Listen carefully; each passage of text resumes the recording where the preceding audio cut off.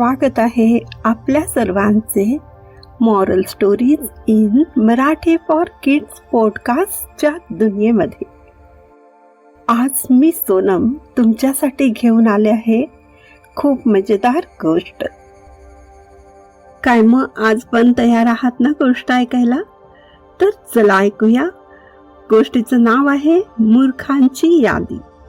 एकदा अकबर बादशहाने बिरबलला मूर्खांची यादी तयार करण्याची आज्ञा केली.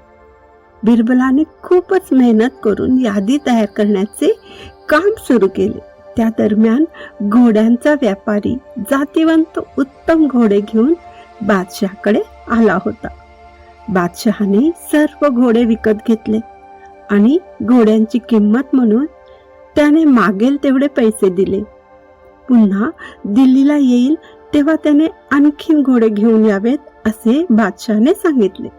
त्यासाठी त्याला आगाऊ किंमतही देऊन ठेवली. दरम्यान बिरबलाने मूर्खांची यादी तयार करण्याचे काम पूर्णपणे केले. त्याने ती यादी पाठशालाला दिली. त्या यादीत पहिले नाव अकबर बादशहाचेच होते. ते पाहून अकबर रागावला आणि म्हणाला, बिरबल, तुझी इतकी हिंमत कशी झाली? तू मलाच मूर्ख समजतोस की काय? बिरबल म्हणाला, महाराज, एका अनोळखी व्यापाराला घोड्यांच्या खरेदीसाठी अगोदर सर्व पैसे तुम्ही दिले. हे व्यावहारिक दृष्टीने चुकीचं आहे. हा मूर्खपणाच नव्हे का?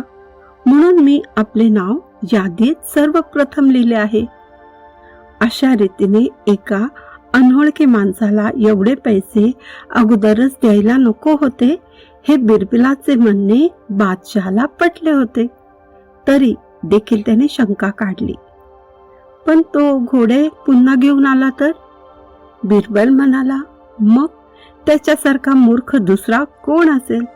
जर तो घोडे घेऊन पुन्हा येथे आला तर मी मूर्खांच्या यादीत तुमचे नाव फाडून टाकेल आणि त्या जागी त्याचे नाव घेईल. शिवाय महाराज, मूर्खांच्या यादीत माझे नाव सुद्धा असेल. बादशाह म्हणाला, या यादीत तुझे नाव का बरे घातले आहेस? बिरबल म्हणाला, महाराज, मूर्खांना शोधून त्यांची यादी करण्यात मी माझा अमूल्य वेळ वाया घालवला. त्यावरून मी देखील मूर्ख आहे हे सिद्ध झाले ना.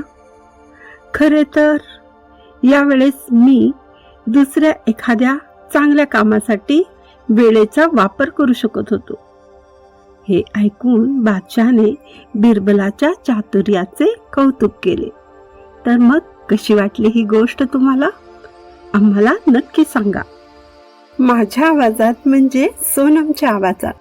जर ही स्टोरी तुम्हाला आवडली असेल तर या पॉडकास्टला फॉलो करून रेट करायला सुद्धा विसरू नका. पुन्हा भेटूया नवीन गोष्टीमध्ये. धन्यवाद.